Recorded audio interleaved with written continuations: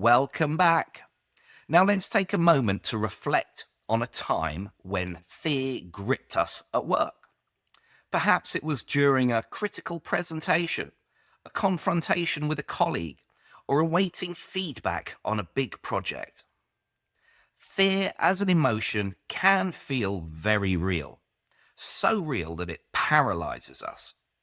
But what if I told you that many of these fears are based on false evidence appearing real?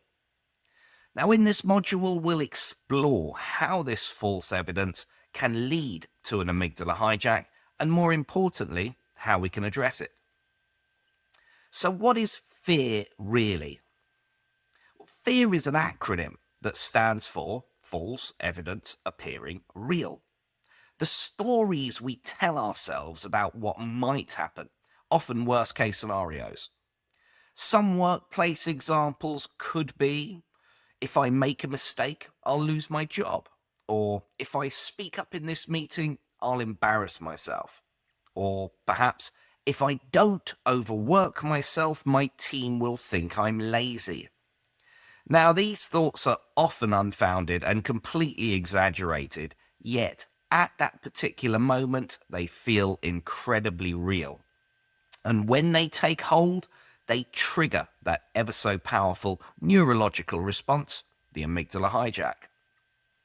As I mentioned earlier, when the fight, flight, or freeze response is triggered, the amygdala overrides our logical thinking, bypassing the prefrontal cortex, that rational part of our brain, thereby making us react impulsively rather than analyzing a situation calmly. For example, perhaps you've snapped at a colleague in a heated moment or froze during a presentation. The problem is, in many workplace situations, the threat isn't physical, it's psychological. Yet our brains treat it as if we were facing that bear or lion in the wild. I'd like to give you a few more real-world examples of amygdala hijacks in the workplace, as they can range from anything from public speaking anxiety, where a team member is dreading a presentation, they're convinced they'll mess it up, and this fear causes them to stammer or forget key points, fulfilling the very scenario they were afraid of. There's a very great saying, whether you think you can or you think you can't, you're right. And that is very true. If you think you're going to fail, you probably will, because your subconscious will push you in that direction. However, if you think that you're going to succeed and you keep telling yourself that you will, then you'll succeed, because your subconscious will help you to go in that direction instead. Another example is conflict avoidance. This could be where a manager or a staff member avoids giving constructive feedback because they fear confrontation from other team members, other managers, or higher management levels. This then could lead to unresolved issues and declining team performance, but also it could lead to frustration if people can't get their point across, but they know they have points to make. This could lead to anxiety, and often it could even lead to people leaving their role or leaving the company. Another one is micromanagement. A leader who fears loss of control micromanages their team. This creates distrust within the team and also stifles creativity. It often usually leads to a lot more work for the manager also, as they try and take on too much because they don't trust the other team members to be able to look after it completely themselves. But in all these cases, the fear, the false evidence drives the behavior, and the amygdala hijack amplifies the reaction. So how can we manage fear and amygdala hijacks? Well, the first thing is to recognize the signs. So we've already been through the symptoms. Try and notice when your body reacts, for example, the sweating, the faster heartbeat, or shallow breathing. Try and ask yourself as well, am I overreacting? Is this fear based on real evidence? There's another rule of thumb that people do often think about too. Will this matter in 3 hours? Will this matter in 3 days? Will this matter in 3 years? It can help to put things into perspective. Pausing and breathing as well can definitely help to calm the amygdala and re-engage the prefrontal cortex. There is a method, it's the 4-7-8 method, which goes like this. You inhale for 4 seconds, hold it for 7 seconds, and then exhale for 8 seconds. Do this a few times. You're forcing oxygen into your body, which is then pushing that oxygen to your neocortex as if you're turning it back on. The 4-7-8 method.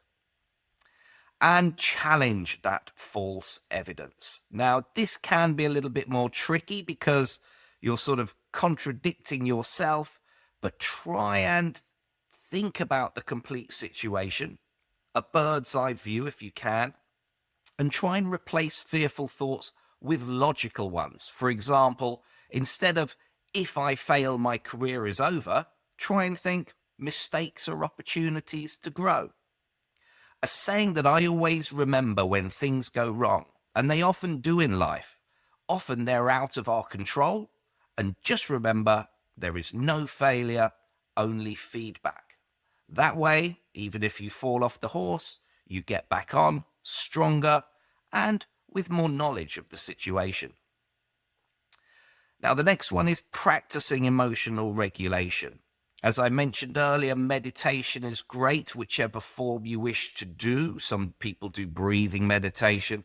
I quite like audio, but regular mindfulness or meditation helps to reduce amygdala overactivity.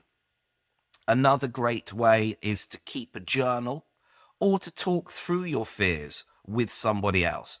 This can provide great perspective, and often people find that when they explain their fears to other people, it can often sound ridiculous.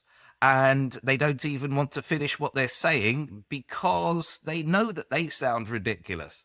So it's a good way to get it off your chest. But talking through can be a real help. The journal, as I mentioned, the journal is a great way to absorb the information yourself, but also to get it out and get it on paper so you can actually reflect on it. So yeah, journaling and talking through fears helps a lot. Now, this next part is mainly for managers and parents. So if you're a manager or a parent, a great solution to drastically reduce amygdala hijacks in staff members or your kids is to allocate safe spaces and regular times where others can feel safe to express themselves without fear of judgment or retaliation in a controlled environment.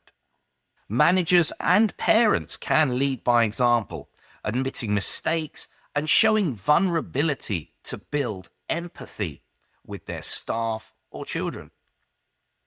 Now, the role of leaders in reducing workplace fear is a challenging one, but with a few changes of mindset for both management and staff, it can quickly be achieved. It requires fostering an environment where feedback is seen as growth, not criticism. Failures also are treated as learning experiences, and communication is transparent and supportive. If you could stick to those 3 rules alone, you should find that people are addressing their fear, communicating it better, which in turn minimalizes the hijacks and creates a workplace where logic, creativity, and collaboration can thrive. We should continually look to transform fear into confidence. We now know that fear doesn't exist. It can't exist. For example, some people are scared of flying in case the plane crashed. But if it did crash, they'd be dead. So what's the point in being scared of it? Fear is always of the unknown. Much the same way as giving a presentation. When people are fearful of giving a presentation, it's before the presentation. When they're giving the presentation, typically that fear disappears, or at least it dissipates. But fear can be a powerful force also. It doesn't have to control us, we control the fear. When we recognize that most fears are just false evidence appearing real, we can take steps to manage it. By calming our amygdala and engaging our rational minds, we can navigate the challenges with confidence and more clarity. So the next time you feel fear creeping in at work, try and pause, breathe, and remind yourself, this is not real. I can handle this. Let's commit to creating a workspace where fear doesn't rule, and instead be courageous, collaborate, and grow with others to define success. If you have to take time out to get away from the situation, then do. As mentioned previously, this can often help. But try and remember those steps above, and also keep a journal of what works and share your knowledge with other people.